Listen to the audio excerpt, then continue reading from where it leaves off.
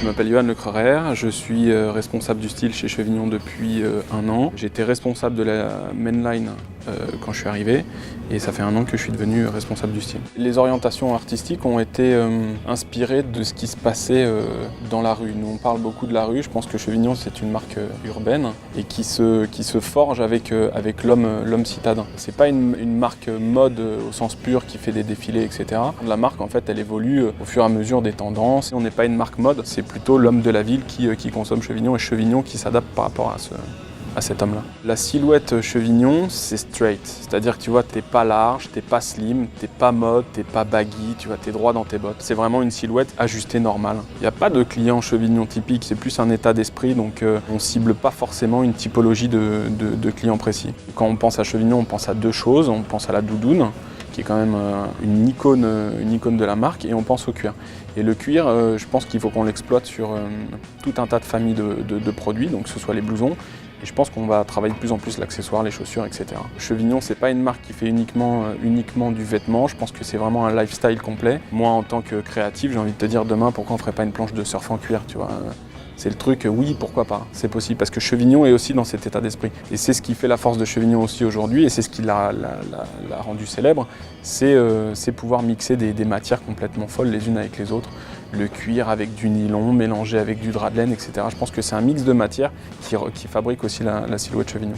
Alors moi je suis quelqu'un d'assez triste dans la création des vêtements personnels. Je porte pas énormément de couleurs. J'aime beaucoup les choses qui sont absolument pas identitaires. Je pense que chez Chevignon aujourd'hui on n'a pas envie de marquer Chevignon en énorme sur les pièces, mais que ce soit juste une signature. À titre personnel, un bon vêtement est un vêtement qui n'est pas un arbre de Noël. T'es pas obligé de mettre des découpes, des surpiqûres et des détails partout pour rendre la pièce riche. L'inspiration première, c'est les archives de la marque. Je pense que Chevignon a un ADN, il faut surtout pas l'oublier. Il y a un vrai chantier qui a été fait sur pas mal de pièces. Le cuir en est un. Le cuir, parce que Chevignon est une marque reconnue pour le cuir. Et après, mon chantier ne s'arrête pas là. Il faut qu'il soit présent sur toutes les autres familles de produits. Le jean, mon objectif, c'est que je fasse un jean qui soit aussi bon, aussi qualitatif que d'autres marques. On fait des mix matières, on utilise des nylons qui sont utilisés par l'armée française. Ma promesse, c'est de te dire, je veux faire un blouson. Tu vas l'acheter 500 € ou 300 €.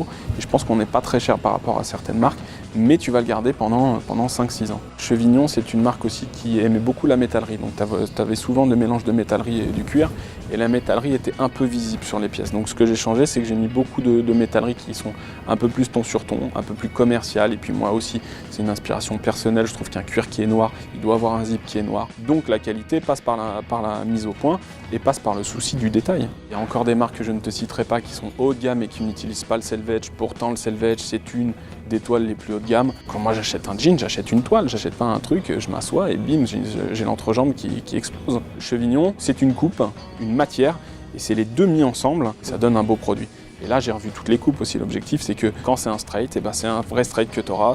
C'est un straight qui est droit à partir de la cuisse jusqu'au bas de la jambe. C'est une ligne de côté qui se place bien. Ce sont des poches qui sont au bon gabarit. Ce sont des rehausses qui sont bien placées. Ce sont des ceintures qui sont aussi placées en biais. Enfin, c'est tout un montage qui fait que le jean est bon et beau. Les matières viennent d'un peu partout dans le monde. On a des matières coréennes, on a des matières marocaines, on a des matières chinoises comme tout le monde. On a des matières qui viennent d'Espagne, du Portugal, enfin voilà, on a de la façon qui est fait aussi un peu partout dans le monde. On fait pas du 100% français parce qu'aujourd'hui ça n'existe pas. Le cuir c'est une matière, c'est comme le jean, tu vois, moi j'associe souvent le cuir et le jean. Si tu gères bien le jean, tu peux bien gérer le cuir, si tu gères bien le cuir, tu peux bien gérer le denim.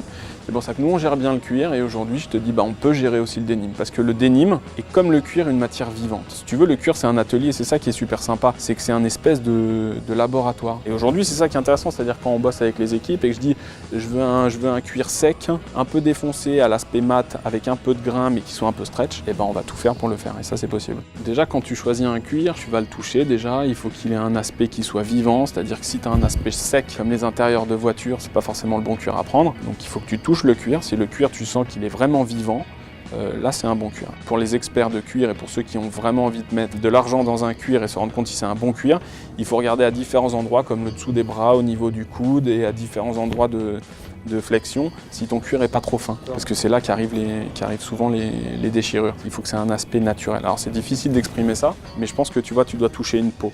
Nos blousons sont en règle générale entre 300 et 500 € et nos peaux lainées sont à 900 €. Le mouton, ce sont des moutons qu'on prend de Nouvelle-Zélande. C'est une peau qui est beaucoup plus lourde, qui doit être rasée, où tu dois voir ton épaisseur de cuir et ton épaisseur de poil. Quand ton mouton arrive, il est marron d'un côté, il est crème de l'autre, et ben moi si je te dis je le veux gris en peau et noir en poil, c'est deux systèmes de teinture et de lavage qui sont complètement différents. Créativement parlant, je préfère imaginer la pièce en l'associant à une matière plutôt que d'imaginer la matière et d'associer la pièce. C'est-à-dire que je ne vais pas me réduire sur la matière que j'utilise à me dire c'est une matière qui est épaisse, il va falloir que je trouve une solution pour la rendre assez cool. Je préfère me dire je veux un blouson qui est cool, et je vais lui mettre une matière que je trouve sympa. C'est pour ça que l'Aviateur est à l'origine une pièce qui est quand même oversize, assez ample, tu vois, sur laquelle tu as beaucoup d'aisance. Moi j'ai travaillé fité parce que je voulais que ce soit un blouson qui soit sexy. Donc tu revois les dimensions, tu revois les dimensions de col, tu revois les dimensions d'emmanchure, tu revois les dimensions de proportion. Je pense que l'Aviateur, tu l'utilises avec un t-shirt ou juste une chemise, tu vois, une belle chemise en Oxford, un beau chino ou un pantalon en laine, tu vois, à pince, un truc qui peut être beau. Sachant que Chevignon aussi, on fait des pièces qui sont très primaires, tu vois, le blouson en mouton, c'est quand même un truc qui date depuis la nuit des temps. Les mecs qui cassaient des silex, tu vois, à l'époque, ils avaient déjà des peaux lainées sur le dos. Tout ça pour dire que tu vois, c'est des pièces qui sont quand même assez primaires pour moi. J'aime le couper avec une silhouette beaucoup plus formelle et beaucoup plus classique. Je te dis, un beau pantalon en lainage avec une belle chemise ou un beau t-shirt et par-dessus, bam, tu mets ta cuirasse. Moi, je mettrais des baskets avec ça, tu vois. Je pense pas que ton look il doit être chargé. Lorsque je conçois une silhouette, je conçois autour d'une pièce. Tu mets pas les belles chaussures avec le beau pantalon, avec la belle chemise, avec la belle pièce. Ta belle pièce à 900 €, c'est déjà suffisant, tu vois. Après, t'es cool sur le reste. Je veux une doudoune qui soit sexy, avec des propriétés techniques. Donc je fais ma doudoune et je me dis ok, bon, je veux qu'elle soit sexy. Déjà je vais utiliser de la plume, parce que si je mets de la ouate, eh ben, je perds en chaleur. Pour la togs ou pour la doudoune, je vais prendre un nylon qui est assez serré, parce que plus ton nylon est serré, moins tes plumes passent, et en plus de ça, le froid passe pas. Le duvet vient de France. Chevignon est une marque française, et la togs étant l'emblème de Chevignon, ça m'aurait fait mal de faire un produit 100% asiatique, 100% roumain ou 100% ailleurs. Chevignon voulait bien avant que j'arrive, utiliser des plumes qui venaient quand même du pays originaire de la marque. Merci beaucoup Yuan pour ton temps et, Je t'en prie. Et à bientôt. À bientôt.